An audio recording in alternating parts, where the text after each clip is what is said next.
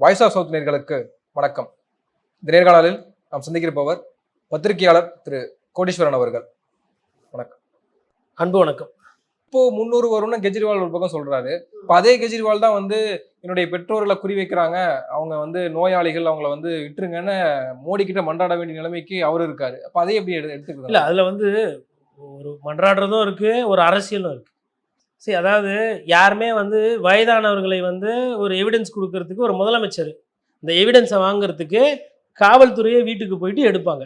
இப்போ உதாரணத்துக்கு நான் சொல்கிறேன், அதுதான் ஒரு சிலர் சொல்கிறாங்க, இவங்க தானே கம்ப்ளைண்ட் கொடுத்தாங்க, கெஜ்ரிவால் அவங்க வீட்டில் எதுவுமே பண்ணலை, இவங்க விட்னஸ் வீட்டில் தானே இருந்தாங்க, அப்படி எதுவும் சம்பவம் நடக்கலான்னு இவங்க ஆதாரம் கொடுக்குறாங்கன்னா இவங்க தான் போய் ஸ்டேஷனில் கொடுக்கணும். அப்படி கிடையாது. ஆதாரம் என்பது எங்கே இருந்தாலும் அதை போய் பெற்று அதை பதிவு செய்ய வேண்டியது காவல்துறையோட கடமை. நம்ம ஊரில் காவல்துறை நிறைய நேரத்தில் அதை செய்யறது கிடையாது. இப்போது ஒரு உதாரணத்துக்கு சொல்கிறேன், ஒரு கார் தொலைஞ்சு போச்சு, சாதாரண ஒரு இரும்பு பற்ற வச்சுக்கிறவர் அவர் வீட்டிலேருந்து ஒரு கார் காணாமல் போச்சுன்னா அவரே போயிட்டு ஸ்டேஷன்லேருந்து, ஐயா ஒரு 20 வருஷத்துக்கு முன்னாடி வாங்கினேன் ஆசைப்பட்ட காரு, வச்சுருந்தேன், காணாமல் போச்சு, கண்டுபிடிச்சி கொடுங்கன்னுவாங்க. இதே அந்த கார் ஒரு முக்கிய விவிஐபி, இது ஒரு தொழிலதிபர் இல்லை ஒரு அரசியல்வாதின்னு வச்சுக்கோங்களேன், அப்போ காவல்துறை வீட்டுக்கு வீட்லேயே கேஸ் எழுதும். சொல்லுங்கள் எப்போ காணாமல் போச்சு, என்ன ஏது எவிடன்ஸை வீட்டில் கலெக்ட் இல்லைன்னா நீங்கள் போய் மனு கொடுக்கணும், ஸ்டேஷனுக்கு வா. அப்போ தரம் புரிகிறதா? முதலமைச்சரோட குடும்பம்னு பார்க்காம முதலமைச்சர் குடும்பத்தை விட்டுருங்க, வயசு என்ன, இந்த வெயிலில் நடக்கிறது கஷ்டம். ஆல்ரெடி புள்ள ஜெயிலில் ஒரு மாதமாக நினைக்கிறேன், ஒரு மாதமாக ஏதோ மேலே இருக்கிறாப்புல, பிள்ளைக்கு சுகரு பிரச்சனை, இன்சுலினுக்கு வழி இல்லைன்னு செய்தியெல்லாம் பார்த்துட்டு, யாராக இருந்தாலும் பெற்றவங்க தானே.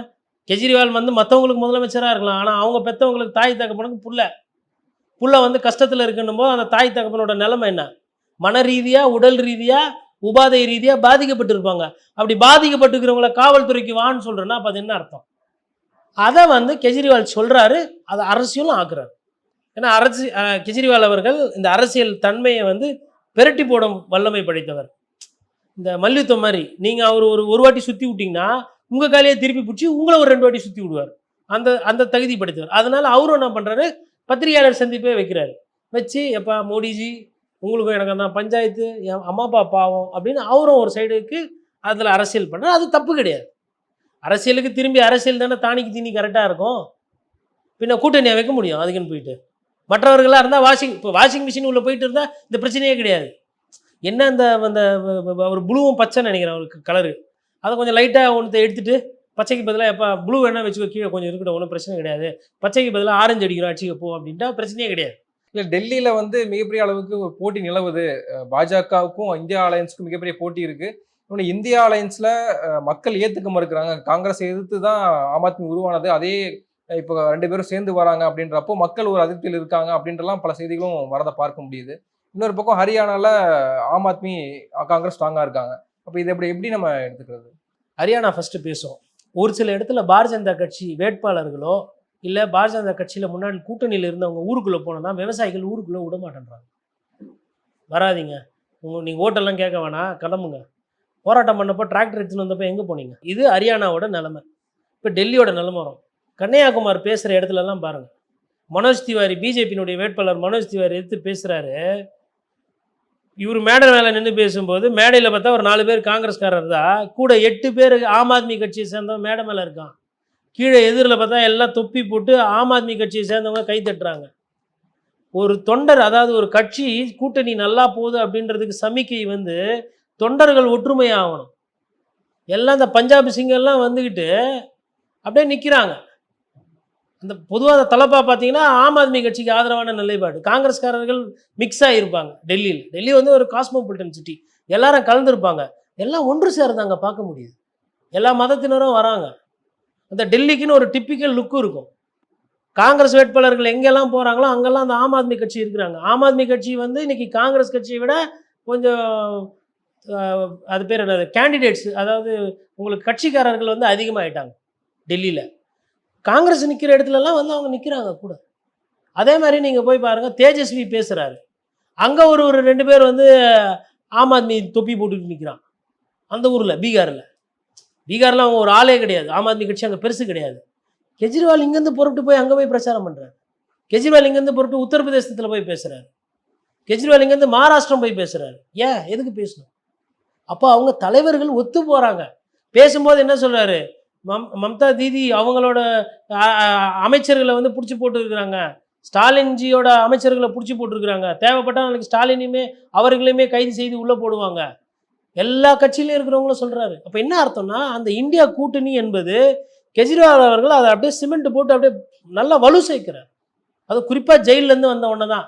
ஆடம்பரம்லாம் கிடையாது. அது ஒரு நீல கலர் சட்டை ஒரு 2 3 வச்சுக்கிறாரு, ஒரே மாதிரி கட்டம் கட்டம் போட்ட மாதிரி, அவ்வளோதான். பிராண்டு கிண்டெல்லாம் கிடையாது. கோட்டு, இந்த நேரு கோட்டு, அதுக்கப்புறமா வந்து சாஃப்ரன் கலரில் எடுத்து போட்டுக்கிறது, ஜிப்பா போட்டுக்கிறது, வணக்க வைக்கிறது, தொப்பி, அதெல்லாம் கிடையாது. சாதாரணமாக ஒரு பேங்க்கில் வேலை செய்கிறவர் எப்படி 12 மணிக்கு சாப்பாடுக்கு போவார், அந்த மாதிரி வந்துடுறாப்புல போகிறாரு. இது ஒரு சைடு. அந்த சைடு தேஜஸ்வி போகிற இடம்லாம் தூக்கி காட்டுறாரு ஜிப்பாவை. பாருங்க, வயிறு ஃபுல்லாக, நடக்கவே முடியல, உட்கார முடியல, டாக்டர் 3 நாள் 3 மாதம் ரெஸ்ட் எடுக்க சொல்லுவார். ஆனால் நான் ரெஸ்ட் எடுக்க மாட்டேன், இவங்களை வீட்டுக்கு அமிச்சிட்டு தான், ஆட்சியை கவுத்து விட்டுட்டு தான், இறக்கிட்டு தான் நான் வீட்டுக்கு போய் ரெஸ்ட் எடுப்பேன். அந்த மாதிரியான பிரச்சாரம், டாப் கிளாஸ் பிரச்சாரம் போயிட்டு இருக்கு இன்னைக்கு. இப்போ இதெல்லாம் பார்க்கும்போது மிரண்டு போய் என்ன பண்ணுறதுன்னு தெரியாமல் முடிக்கிறாங்க. இப்போ இந்த சுவாதி அவர்களோட இந்த பிரச்சனை தான் பெரிய பிரச்சனையா? அந்தம்மா டெய்லி இப்படிக்கா போய் 4 ஸ்டூடியோ போய் அடிச்சிட்டாங்கன்னு, அங்கே போய் ஒரு 4 ஸ்டூடியோ அடிச்சிட்டாங்கன்னு. அதாவது டெல்லியில் இருக்கிற Delhi commission, women commission notice எடுத்து இறங்குறாங்க களத்தில். அங்கே இருக்கிற டெல்லி காவல்துறை உங்களுக்கு வேணுன்ற எஃப்ஐஆர்லாம் போட்டு எல்லாம் பண்ணுறாங்க. அதுக்கப்புறம் டாக்டர்ஸ் வந்துட்டு உங்களை வந்து டாப் மோஸ்ட் கவர்மெண்ட் டாக்டர்ஸ் அங்கே பார்த்துட்டு, ஆமாம் கன்னத்தில் அடிபட்டிருக்கு, கையில் அடிபட்டிருக்குது, வயிற்றில் அடிபட்டிருக்குது, சர்டிஃபிகேட் கொடுக்குறாங்க. வழக்காடு பண்ணுறதுக்கு கேஸு போயிடுச்சு, காவல்துறை வேகமாக விசாரிக்குது, மூத்த வழக்கறிஞர்கள் உங்கள் சார்பாக அப்பீல் பண்ணோம். இதுக்கு மேலே ஒரு பெண்மணிக்கு என்ன வேணும்? 5 நடக்குதா? கம்ப்ளைண்ட் ரெஜிஸ்டர் ஆகுதா? சிஎஸ்ஆர் கொடுக்குறாங்களா? எஃப்ஐஆர் கொடுக்குறாங்களா? எவிடன்ஸ் எடுக்கிறாங்களா? நேஷனல் கமிஷன் ஆஃப் உமன் பதிவு பண்ணுதா? அவங்க பண்ணுறாங்களா? பிஜேபி சார்ந்த வழக்கறிஞர்கள் உங்களுக்கு ஆதரவாக நிலைப்பாடு எடுக்கிறாங்களா? பிரதான ஆளுங்கட்சியான பிஜேபி உங்களை போலவே பேசுகிறதா? உங்களுக்கு நியாயம் அவர்கள் கேட்கிறார்களா? 5 விஷயம் நடக்குது. நான் என்ன கேட்குறேன்னா, அதே இடத்துல அங்கேருந்து 30-40 கிலோமீட்டர் தள்ளி இருக்கிற உத்தரப்பிரதேசத்தில் பெண்கள் பாலியல் சீண்டலுக்கு புண்ணாகி குழந்தைகள், இந்த மாவட்சி வயசு ஜாஸ்தி, ராஜ்யசபா உறுப்பினர், இவர்கள் வந்து தாக்குதல், அங்கே பாலியல் தொல்லை கொடுத்து தாக்குதல். அது வந்து இதை விட ரொம்ப ஒரு கேவலமான ஒரு செயல். ஏன் இதே 5 விஷயம் அங்கே பாயல? ஏன் அங்கே மகளிர் ஆணையம் என்ன பண்ணுச்சு? அங்கே ஏன் எஃப்ஐஆர் போட்டு கைது வரணும் போல? அங்கே ஏன் எவிடன்ஸ் உடனே எடுக்கல? இப்போ பிரஜ்வல் ரேவண்ணாவே அதே தலைப்பு செய்தி தானே இருக்கு. ஆமா, இரண்டாவது முறை கடிதம் இன்னைக்கு அதாவது அதுதாங்க தென்னிந்தியான்றது. நீங்க 1000 சொல்லுங்க, இன்னைக்கு தேவகவுடாவோட ஸ்டேட்மெண்ட் என்ன? நீ இதுக்கப்புறம் வரலன்னா என் கோவத்தை பார்ப்ப, உனக்கு மரியாதை அவ்வளோதான். நீ எங்க குடும்பத்துல பிறந்த இந்த வீட்டு பேரனா அதெல்லாம் தொலைச்சிருவேன் உன்னை, வரியா இல்லையா? இதுதான் ஆளுமை. வந்தவொடனே என்ன பண்ண போறாங்க? போலீஸ் கிட்ட குத்துருவாங்க. தேவகவுடா அவ்வளோ தரம் தாழ்ந்த மனிதர் இல்லைன்னு இந்த நொடியில் ப்ரூவ் பண்ணியிருக்காரு. தென்னிந்தியாவை சார்ந்தவர். இங்கே அங்கே அதே குடும்பத்தில் இருக்கவங்களுக்கு சீட்டு, அப்பா மேலே கம்ப்ளைண்ட்னா பிள்ளைக்கு சீட்டு, புள்ள மேலே கம்ப்ளைண்ட்னா அவங்க சித்தப்பாவோ மாமாவுக்கோ எதுக்கோ பதவி, இல்லை அவர் கை காட்டுற ஆளுக்கு அந்த விளையாட்டுத்துறையில் ஒரு அமைச்சகத்தில் ஒரு முக்கிய பொறுப்பு. என்ன நடக்குது இது? ராஜபுட்டுங்களை பற்றி ஒருத்தர் பெண்கள் இழிவாக பேசினார், ஒரு அமைச்சர். அவரை பதவி விலகணும் அப்படின்னு சொல்லிட்டு ஒட்டுமொத்த குஜராத்தில் போராட்டம் அறிவித்தாங்க ராஜபுத்திரர்கள். என்ன பண்ணீங்க நீங்கள்? அதெல்லாம் மனசு காயமா இல்லையா? அவங்களோட பாரம்பரியம், அவங்களோட பரம்பரையெல்லாம் கேவலமாக பேசினார். பெண்களை இழிவுபடுத்தி, வெள்ளைக்காரர்களுக்கு வந்து நீங்கள் வந்து நல்லா பழகுவீங்க, கல்யாணம் பண்ணி கொடுப்பீங்க அப்படின்லாம் சொன்னாங்களே. என்ன நடவடிக்கை எடுத்தீங்க? அப்போ ரேவண்ணா விஷயத்தில் நடவடிக்கை இல்லை. மணிப்பூர் தாய்மார்கள் கற்பழிக்கப்பட்டு பாதிக்கப்பட்டாங்க, நிர்வாணமாக்கி நடக்க வச்சானுங்களே பாவிங்க. என்ன பண்ணி கீழ்ச்சிங்க? மனசு இல்லை உங்களுக்கெல்லாம்? இன்னைக்கு ஸ்வாதி இதுக்கு அந்த அம்மாவுக்கு அப்படி பேசுறீங்க, பொங்குறீங்க. நான் என்ன சொல்கிறேன்னா, இந்த பீர்பாவை அரெஸ்ட் பண்ணிட்டாங்க, கெஜ்ரிவாலோட பிஏவை அரெஸ்ட் பண்ணிட்டாங்க, கைது பண்ணி ஜெயிலில் போட்டாச்சு. சட்டத்துக்கு முன்னாடி நிறுத்துங்க, கோர்ட்டு தண்டிக்கிட்டோம். அவர் உண்மையிலே அடித்திருந்ததுன்னா தவறு. யார் செஞ்சாலும் பெண்கள் மீது கை வைக்கிறது தவறு, தண்டனை, ரைட்டு. இதில் நடக்குது இல்லை? ஆமாம், இது கரெக்டாக பண்ணுறாங்க மத்திய அரசை, நான் பாராட்டுறேன். இதே நிலைப்பாடு என் சகோதரிகளுக்கோ இல்லை தாய்மார்களுக்கோ மணிப்பூரில் ஏன் கிடைக்கல? என் தங்கச்சிகளோ என் அக்காங்களோ இப்போ கர்நாடகத்தில் சீரடிக்கப்பட்டிருக்கான். 3000 வீடியோ எடுத்துருக்கிறான் ஒருத்தன். மனுஷனே கிடையாது, அவன் மிருகம். பயந்து ஓடி ஒளிஞ்சிக்கிட்டு உட்காந்துட்டு இருக்கிறான் பாஸ்போர்ட்டை வச்சுக்கிட்டு ஜெர்மனியில். அவனை தூக்கிறதுக்கு நம்மளால் முடியல. என்ன நிலைப்பாடு எடுக்கிறீங்க நீங்கள்? அதுக்கப்புறம் இந்த மல்யுத்த வீராங்கனைகள் சொல்கிறேன், இது மாதிரி எண்ணற்ற எடுத்துக்காட்டுகிட்டோம். அப்போ தெரிகிறதா நீங்கள் அரசியல் தான் பண்ணுறீங்க, அதுவும் மலிவான மட்டமான அரசியல் பண்ணுறீங்க, மக்களுக்கு உண்டான அரசியல் பண்ணலன்னு தானே நம்ம புரிஞ்சுக்கணும். இப்போ இது இது இதுதானே வந்து நம்ம கேள்வி கேட்கணும். இதெல்லாம் பற்றி ஐயா பேச மாட்டார் பிரசாந்த் கிஷோர் அவர்கள்.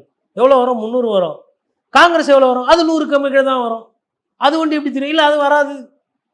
இல்லைங்க அவங்க வரும்ன்றாங்களே. ஏங்க நான் கணக்கு போட்டால் வராதுங்க, என் கணக்கில் 300 தான் வருது என் கேல்குலேட்டரில். இல்லைங்க எப்படிங்க 300 வரும்? பீகாரில் கூட்டணி சரியாக போடல, மகாராஷ்டிரத்தில் கூட்டணி சரியாக போடல, வெஸ்ட் பெங்காலில் உங்களுக்கு ஒன்றும் பெருசாக வளரல, தமிழகத்தில் வந்து நீங்கள் டபுள் டிஜிட்டில் வளர்ந்துருக்குன்றீங்க, ஆனால் சீட்டு சொல்ல மாட்டேன்றீங்க, கர்நாடகத்தில் காங்கிரஸ் ஆட்சியில் இருக்குது, கேரளாவில் உங்களுக்கு மொத்தமாக ஒன்றும் இல்லை, சபரிமலை ட்ரை பண்ணி பார்த்து ஒன்றும் வேலை ஆகலை, ஒன்று கம்யூனிஸ்ட் இல்லை காங்கிரஸு, அதுக்கப்புறம் தெலுங்கானாவில் ரேவந்த் ரெட்டி இந்த வாட்டி வேலைக்கே ஆகாது பார்த்துக்கலாம் அப்படின்ற மாதிரி இருக்கிறாரு. அதுக்கு மேலே இருந்த கர்நாடகத்தில் புண்ணியம் கட்டிக்கினார் ரேவண்ணா, அவங்க ஆட்சியில் வேறு இருக்காங்க. இவ்வளோ பிரச்சனை இருக்குது. இன்னொன்று குஜராத்தில் 26க்கு 26 அடிக்க முடியுமா? இல்லை இவ்வளோ ராஜஸ்தானில் 25க்கு 25 அடிக்க முடியுமா? இதெல்லாம் கேள்வி கேட்டால் அதெல்லாம் கேட்காதீங்க, என்னை சந்தேகப்படாதீங்க, என்கிட்ட தரவுகள் இருக்குது. இல்லைங்க நீங்கள் இப்படி தான் இமாச்சல பிரதேஷ் சொன்னீங்க, அதெல்லாம் பேசுனீங்கன்னா அவ்வளோதான் டென்ஷன் ஆகிடும், ஆட்டத்தை கோவப்படுறது. இந்த நம்ம ஐயா வடிவேல் ஒரு படத்தில் பண்ணியிருப்பார், ஆடா அது எனக்கு நம்ம ஊ மேலே தான் சந்தேகமாக இருக்கணும் போது இப்படி இதை சுற்றி ஆட்டத்தை கழிச்சு விட்ருவார், எல்லாரையும் போங்க போங்கன்ட்டு. அது மாதிரி தான் இருந்தது அந்த பேட்டி. அந்த வேலையை தொடர்ந்து பண்ணுறாரு. இவ்வளோ கல யதார்த்தங்கள் வந்து அங்கங்கே மாநில பிரச்சனைகள் இருக்கு, மாநில முதல்வர்கள் மாநில தலைவர்கள் விசஸ் மோடின்னு போயிட்டு இருக்கக்கூடிய இந்த சூழல்ல மீண்டும் ஆளுநர் வந்து ஒரு சர்ச்சையை கிளப்பியிருக்காரு. இப்போ ஆளுநரும் அண்ணாமலையும் அமைதியா இருக்கிறதுக்கு காரணமே அதே ஒரு சிம்டம் தான், இந்தியா அலையன்ஸ் ஆட்சிக்கு வரப்போகுது, அவங்களும் அடங்கிட்டாங்க அப்படின்னு சொல்லப்படும் நிலையில மீண்டும் வந்து திருவள்ளூர் நாளன்னைக்கு ஒரு அழைப்புதல் வெளியிடுறாங்க ஆளுநர் மாளிகை. அதுல வந்து காவி உடை போடப்பட்ட ஒரு திருவள்ளுவர் இப்போ மீண்டும் அதை கிளப்பியிருக்காரா, சர்ச்சையை கிளப்பியிருக்காரா அப்படின்ற ஒரு பார்வை இருக்குல்ல. இல்லை பொதுவாக அடிப்படையிலே வந்து பிஜேபி தலைவர்களுக்கு என்னென்னா வந்து அவங்களுக்கு வந்து இந்த இது பிடிக்குது, பப்ளிசிட்டி பிடிக்குது. எதனா ஒன்று பண்ணினே இருந்தால் நம்மளை நியூஸில் காட்டிக்கிட்டே இருப்பாங்க. அது மக்கள் நலன் அதில் இருக்கா, இல்லை திட்டம் எதனா பண்ண முடியுமா? இப்போது நீங்கள் செய்தித்தாளில் வரணுன்னா என்ன பண்ணணும்? 4 பேருக்கு உதவி பண்ணணும், இல்லைனா எதனா ஒரு சாகசம் பண்ணணும், இல்லைனா எதனா ஒரு சர்ச்சை பண்ணணும். இப்போ சாகசமோ 4 பேருக்கு உதவுறதோ நமக்கு வராது, சர்ச்சை பண்ணலாம்ல, அதுதான். அதாவது வழக்கமாக பண்ணிகிட்டு இருக்கிறத திருவள்ளூர் வந்து தமிழர்கள் முடிவு பண்ணணும். எங்கள் ஐயாவை நம்ம தாத்தாவை நம்ம எப்படி கொண்டாடுறதுன்னு. அவருக்கு பச்சை கலர் ட்ரெஸ்ஸு போட்டு கொண்டாடுறோமோ, இப்போ கள்ளழகர் இருக்கார் நம்ம சாமி மதுரையில், நம்ம முடிவு பண்ணுவோம். அங்கே இருக்கிற பூசாரி, அங்கே இருக்கிற மக்கள்லாம் என்ன பண்ணுவாங்க, வெள்ளை கலர் உடையை போட்டு வெள்ளை சாமியை ஊர்வலம் எடுத்து வருதா, இல்லை பச்சை கலர் போட்டால் ஊர்வலம். பச்சை கலருக்கு வந்து செழுமையாக இருக்கும், வெள்ளை கலருக்கு வந்து அதற்கு ஒரு பொருள்ன்ற மாதிரி இருக்குது. புதுசாக வந்து இல்லை நாங்கள் வந்து ஆரஞ்சு கலரில் தான் தோரணமாக போடுவோம் அப்படின்னா இது எப்படி இருக்குது? யார் வீட்டு பொருளுக்கு யார் கலர் அடிக்கிறது? இவருக்கு இன்னைக்கு இந்த மாநிலத்தில் இவர் ஐயா இருக்கணும், இவர் திருவள்ளுவரை கொண்டாடுறாரு, நேசிக்கிறாரு, வரவே இருக்கும். எங்கள் தாத்தாவோட புகழ் அப்படி, வள்ளுவ பாட்டனாரோட பெருமை அப்படி, ரைட்டு. அதுவும் உங்களுக்கு பிடிச்ச கலரில் எதுக்கு பெயிண்ட் அடிக்கிறீங்க? பெயிண்ட் அடிச்சு அதோட விட்றீங்களா? கூட வந்து என்ன சொல்கிறீங்க, வைகாசி அனுஷம் அப்படின்றீங்க. இது வைகாசின்னா ஓகே ஓரளவு, அது அனுஷம் கினுஷம் அதெல்லாம் புரியாதே பாதி பேருக்கு. இங்கே 2% 3% பேருக்கு தான் புரியும். நான் பிறப்பால ஒரு இந்து, நான் வந்து சட்டம் படித்தவன், அதை தாண்டி நான் ஒரு 2 படி படிச்சு எனக்கே தெரியலையே அனுசோனா என்னன்னு. இல்ல அவருக்கு அந்த உரிமை இல்லையே அப்படி சொல்றது. உரிமை வீட்டுக்குள்ள பண்ணிக்கிட்டோம். அரசு அழைப்புதழில் கவர்மெண்ட் சிம்பிள் போட்டு எதுக்கு இப்படி ஒரு அச்சீடு பண்ணணும்? இது தொலைவில் வந்து பார்த்தா சாய்பாபா மாதிரி இருக்கிறாரு ஐயா, திருவள்ளூர் மாதிரி இல்லை. இப்போ நாங்கள் சாய்பாபாவுக்கு எதிரானவர்கள் இல்லை. திடீர்னு பார்க்கும்போது என்ன நீங்கள் பார்ப்பீங்க, சாய்பாபா நல்லா அருளாக அழகாக திவ்யமாக உட்காந்துக்கிட்டு இந்த காவியில் இருப்பார். பார்த்தோன்னா ஓகே சாய்பாபா சீரடிக்கு போகணும், சாமிக்கு போகணும்னு தோணும். திருவள்ளூர் இந்த கலரில் இல்லையே, புதுசாக இப்போ இருக்கே. அப்போ ஒரு டவுட் வரும்ல. இப்போ நாளைக்கு அம்பேத்கரை நேசிக்கக்கூடிய 4 பேர் வந்துட்டு இதே எங்கள் தாத்தாக்கு ப்ளூ கலரில் வச்சுட்டாங்க, அப்போ இதே பிரச்சனை தான் வரும். என்னடா இது நம்ம தாத்தா மாதிரி திருவள்ளூர் மாதிரி இல்லை, அம்பேத்கர் அவர் மாதிரி இருக்கிறாரு, அந்த தாத்தா மாதிரி. குழப்பம் வருமா வராது? இப்போ நீங்கள் பண்ணிட்டு போயிடுவீங்க. நாளைக்கு 10 வருஷம் கழிச்சு ஸ்கூல் பசங்க இதெல்லாம் எடுத்து பார்த்தா என்ன நினைக்கும், ஓ இவர் ஆரஞ்சு கலரில் தான் ட்ரெஸ்ஸு போட்டுன்னு இருப்பார் பொழுது, இவர் வட இந்தியக்காரர்லாம் நினைப்பாங்க. ஆரஞ்சு நம்ம ஊரை பொறுத்தவரை தேசிய கொடியில் இருக்கும், அவ்வளோதான். காவி நம்ம நேசிக்கிற காவி, அந்த காவியத்தில் வந்து இங்கே ஏன் போடணும்? ஏன் வேறு கலரே கிடைக்கலையா? இது எப்போ பார்த்தா ஸ்பெல்லிங் மிஸ்டேக் கலர் மிஸ்டேக்னா கூட பிரிண்டிங் மிஸ்டேக்கு சொல்லலாம். ஆனால் ஓணும்ட்டே எல்லாத்துலேயுமே ஆரஞ்சு அடிக்கிறது எதுக்கு அந்த காவி பூசணும்? அதுக்கப்புறம் தமிழர் திருநாள்லாம் ஜீவோ போட்டிருக்குது, அந்த ஜீவே தை ஒரு நாள் எல்லா நாட்டும் கொண்டாடுறாங்க. நான் என்ன சொல்கிறேன்னா, அவருக்கு வந்து நீங்கள் வந்து வீட்லேயே வந்து அவருக்கு அந்த பிறந்த நாள் அதுக்கு வந்து நாங்கள் வந்து அவருக்கு வந்து பூஜை பண்ணுறோம், இல்லை சாமி மாதிரி அவரை வச்சு அலங்காரம் பண்ணுறோம், பண்ணிக்கோங்க, ப்ரைவேட்டாக பண்ணுங்கள், தப்பு கிடையாது. இது வந்து ராஜ்பவன்ல இருந்து வரக்கூடிய அஃபிஷியல் இன்விடேஷன். இந்த ராஜ்பவன் நடக்கிறதுக்கு பணம் கொடுக்கறது தமிழக அரசு. அந்த தமிழக அரசுக்கு பணம் கொடுக்கறது நீங்க, நானு, இதை பார்க்குற நேயர்களோட வரி பணம். எங்க வீட்டு பணத்தை எடுத்து நீங்க டிசைனா பெயிண்ட் அடிக்கிறது உங்களுக்கு யாரு கொடுத்தது? இவ்வளவுதான் கேள்வி. இதனால ஒரு சர்ச்சை, இதனால ஒரு தலைப்பு செய்தி. அப்போ செய்தித்தாளில் வரணும், முகத்தை தெரியணும், 4 பேர் நம்மளை பத்தி பேசணும்னு சொல்லிட்டு எப்போ பார்த்தாலும் இப்போ நீங்க சொல்லுங்க, சரிப்பா இது பண்ணிட்டீங்க, இப்போ இதே உண்மையிலே உங்களுக்கு திருவள்ளூர் மேலே ஆசை இருக்குது, எங்கள் ஐயன் மேலே உங்களுக்கு மதிப்பு மரியாதை இருக்குது அப்படின்னு நான் வச்சுக்கிறேன். ஒரு 1000 குழந்தைங்களை கூப்பிட்டு திருக்குறள் எந்தெந்த குழந்தை சொல்லுதோ அந்தந்த குழந்தைக்கு கவர்னர் என் சொந்த காசுலேருந்து ஒரு 1000 ரூபாய், இல்லை அது கூட வேணாம், ராஜ்பவனில் ஒரு நாள் உங்களுக்கெல்லாம் வந்து ஒரு பொழுதுபோக்கு, உங்களுக்கு வந்து காலை ஒரு உணவு, மதியம் ஒரு உணவு, சாயந்தரமாக எல்லாரும் நைட்டு வந்து ஈவினிங் ஒரு நல்ல ஒரு டீ காஃபி எல்லாம் கொடுத்துட்டு எல்லாரையும் ஒரு திருவிழா மாதிரி பண்ணியிருந்தீங்கன்னா ரைட்டு, சந்தோஷம். ரொம்ப ரொம்ப மனசார 2 கை கூப்பி, ஆமாம் எங்கள் ஐயா ஆளுநர் ரவி வந்து அவர் கவர்னர் அந்த அந்தஸ்துக்கு ஏற்ற மாதிரியே நடந்துக்கினாரு, நம்ம தாத்தாவோட பெருமையை வந்து பறைசாற்றுற மாதிரி நிகழ்ச்சி எடுத்தான்னு சொல்லுவோம். வெறும் 4 நாளில் ஒரு போஸ்டர் வச்சுட்டு அதுக்கு வந்து ஒரு ஆரஞ்சு கலரில் அடிச்சுட்டு இன்விடேஷன் வச்சுட்டு அனுஷம் அது இது புரியாத பாஷையில் பேசிக்கிட்டு இருந்தா இப்போ இதுக்கு என்ன இதோட போகாது. இதுக்கு வந்து அதிமுக ரியாக்ட் பண்ணுது, இதற்கு வந்து திமுக ரியாக்ட் பண்ணுது, இதற்கு காங்கிரஸ் கட்சி ரியாக்ட் பண்ணுது, இது கம்யூனிஸ்ட் கட்சி. இப்போ இவங்க இதெல்லாம் பண்ணால் மக்களுக்கு கரண்ட் பில்லு பிரச்சனை இருக்குது, நாய் கடிக்குது, வரப்போகிறது மழைக்காலம், ரோடுலாம் சரி கிடையாது. இந்த கட்சிகள் இந்த பிரச்சனையை தானே பேசணும். இதை விட்டு இப்போ இவங்க எங்கள் தாத்தாக்கு நமக்கு ஆரஞ்சு கலர் வச்சதெல்லாம் பேசிக்கிட்டு இருக்கிறாங்க. இப்போ மக்கள் மடைமாற்ற வேலை தானே இது. இல்லை இப்போ தமிழர்கள் இழிவுபடுத்திட்டாங்கன்னா இப்போ காங்கிரஸ் கட்சிக்காரங்க பிஜேபி அலுவலகத்தை முற்றுகையிட போகிறோன்னு சொன்னாங்க. ஆமாம், இப்போ அதுவும் அப்படின்னு எடுத்துக்கலாமா நம்ம? அதாவதுங்க அவர் வந்துட்டு அவர் ஏதோ வந்து அவ்வளோதான், அவருக்கு தமிழ்நாடு தமிழர்கள்னாவே லைட்டாக அலர்ஜி ஆகுது. பேரை கேட்டாலுமே இந்த ரஜினி படத்தை சொல்ல பேரை கேட்டாவே அலருதுன்ற மாதிரி பாண்டியன்னாவே இன்னைக்கு வந்து அவர் லைட்டாக டெரா ஆகிறாங்க பிஜேபிக்காரங்க. இல்லை இப்போ அவர் சாப்பாடு போடுற வாங்கினாரு, இப்போ பீஃப் கறி போடுவீங்களா வரோம் அப்படின்றாங்க. அதுதான் அதெல்லாம் சொல்லுவாங்க. நான் என்ன சொல்கிறேன்னா, இப்போ பாண்டியனுக்கும் உங்களுக்கும் பிரச்சனை இருக்குது. என்ன பிரச்சனை? பங்காளி பிரச்சனை. நீங்கள் கூட்டு வேணும்னீங்க, அவர் கூட்டு வேணும்னாரு, அவர் ஆட்டத்துக்கு எத்து விட்டார். அந்த கோவத்தில் அவரை வசப்பாடுறேன்னு சொல்லிட்டு சாவி காணாம போயிடுச்சு, ஜெகநாதரோட சொத்துக்கள்லாம் திருடு போயிடுச்சு, தமிழ்நாட்டுக்கு போயிருக்குமோன்னு சந்தேகம். நான் என்ன கேட்குறேன், உங்கள் சண்டையில் எதுக்கு தமிழ்நாட்டை வலிச்சிங்க? தமிழ்நாட்டை பார்த்தா எப்படி தெரியுது? வந்தாரை வாழ வைக்கிற நாடு இது. சொத்து பத்தெல்லாம் வரவங்களுக்கு விட்டு கொடுத்துட்டு நிலம் இல்லாமல் கூலி தொழிலாளி பண்ணுற நிறைய பேர் இருக்கிறாங்க வட சென்னையிலேயே. அந்த மாதிரி மக்கள் இருக்கிற ஒரு ஊர் இது. அந்த ஊரை வந்து இந்த மாதிரி ஒரு பொருள் காணா போச்சு, திருடு போயிருக்குன்னும் போது எப்படி நீங்கள் வந்து சம்மந்தப்படுத்தி பேசுவீங்க? எதோட ஒப்பிடுறதுன்னு இல்லையா?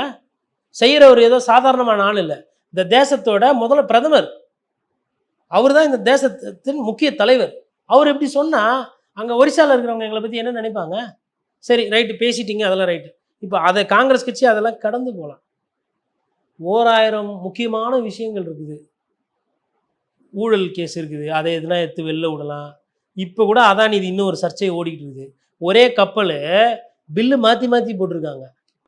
காட்டினது ஒரு நிலக்கரி, அந்த நிலக்கரியை வந்து ஃபஸ்ட் குவாலிட்டி அப்படின்னு சொல்லிட்டு அதுக்கு 3 மடங்கு விலையேற்றி போட்டிருக்கிறாங்க.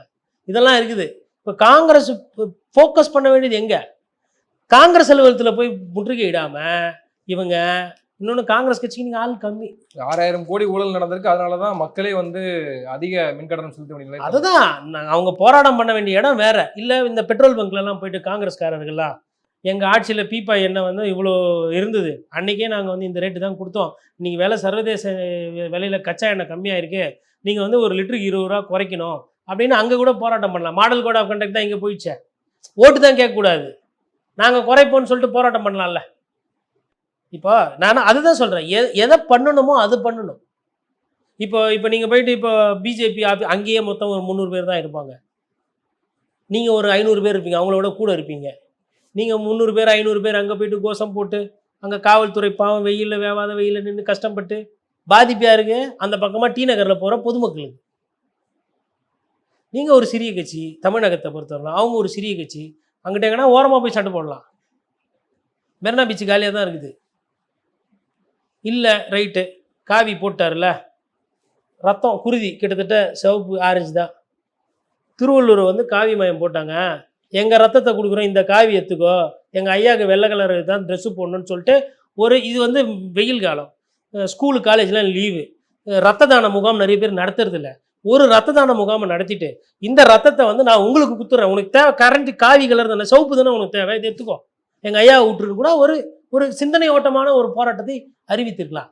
எதுவுமே யோசிக்காம அவங்களே பாவம் எதனா பண்ணி லேகியம் வைக்கணும்னு சொல்லி வித்துட்டு இருக்காங்க. இதற்கெல்லாம் அப்பாற்பட்ட மனிதன் ஐயா திருவள்ளுவர். இந்த சாதி மதம் இனம் கிணம் இது எல்லாத்தையும் வந்து மூட்டை கட்டி பார்சல் வச்சிட்டார். ஒன்னே ஒன்று இறை நம்பிக்கை, அவ்வளோதான். இவர்களுக்கும் ஐயா திருவள்ளுவருக்கும் இருக்கிற பந்தம் இறை நம்பிக்கை.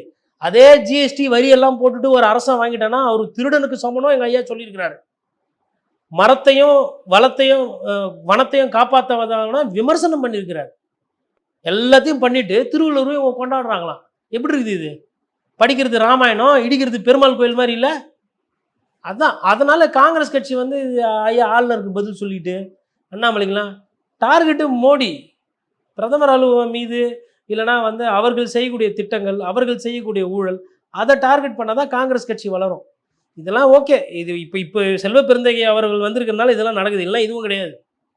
இந்த 300-400 பேர் கூட போக மாட்டாங்க. அதனால தானே ஐயா காமராஜர் எப்படி வச்சுருந்தார் கட்சியை. அதனால் இது பண்ணாமல் இருந்தாங்கன்னா டி நகரில் இருக்கிற மக்கள் பாவம் டிராஃபிக் இல்லாமல் போவாங்க வருவாங்க. டி நகரில் இருக்கிற காவல்துறைக்கு கொஞ்சம் நிம்மதியாக ஆல்ரெடி போக்குவரத்து நெரிசலில் கஷ்டப்படுறவங்க தான் அங்கே இருக்கிற காவல்துறை நண்பர்கள். அவங்களுக்கு இதெல்லாம் மேலும் டென்ஷன் தலைவலி. நம்ம வேற 2 பேர் அனுப்பணும், ரிப்போர்ட்டர் வேறு அனுப்பி அதை கவர் வேறு பண்ணணும். என்ன ஆகும்னு தெரியாது, கல்லு எடுத்து அடிச்சுக்கிறாங்க. எது வேணால் அசம்பாவிதம் ஆகலாம் இல்லையா? தேவையில்லாத வேலை தானே. இப்போ மழையில் வெயில் 34 டிகிரி அடிக்குது, 38 டிகிரி போகுது, ரியல் ஃபீல் 44க்கு மேலே இருக்குன்றாங்க. வேறு எதனா ஆக்கப்பூர்வமாக சிந்திக்கணும். தண்ணி வரல, டெல்டாவில் கரண்ட் விலை ஏறுது, மக்களுக்கு வேலை வாய்ப்பு இல்லை. இன்ஜினியரிங் காலேஜில் 15 இன்ஜினியரிங் காலேஜ் சீட்டே வேணான்னு சொல்லிட்டு சரண்டர் பண்ணியிருக்கிறாங்க முந்தா நேற்று. இன்ஜினியரிங் மேலே இருந்த மோகமும் போயிடுச்சு. இவ்வளோ மக்கள் பிரச்சனைகள் இருக்குது. அதனால் ஐயா ரவி அவருக்கு என்ன அண்ணன் சீமான் உனக்கு என்னப்பா என்ன வேணால் சொல்லுவ அப்படின்வார். அந்த மாதிரி விட்டுட்டு போயிடணும். அண்ணன் சீமான் சொல்கிற மாதிரி உனக்கு என்னப்பா நீ என்ன வேணால் சொல்லுவ அப்படின்னு, நமக்கு நிறைய வேலை இருக்குன்னு சொல்லிட்டு போயிடணும், கடந்து போயிடணும். நிறைய விஷயங்களை பகிர்ந்துருக்கீங்க. பொறுத்திருந்து பார்ப்போம். உங்கள் நேரத்துக்கு மிக்க நன்றி. நன்றி.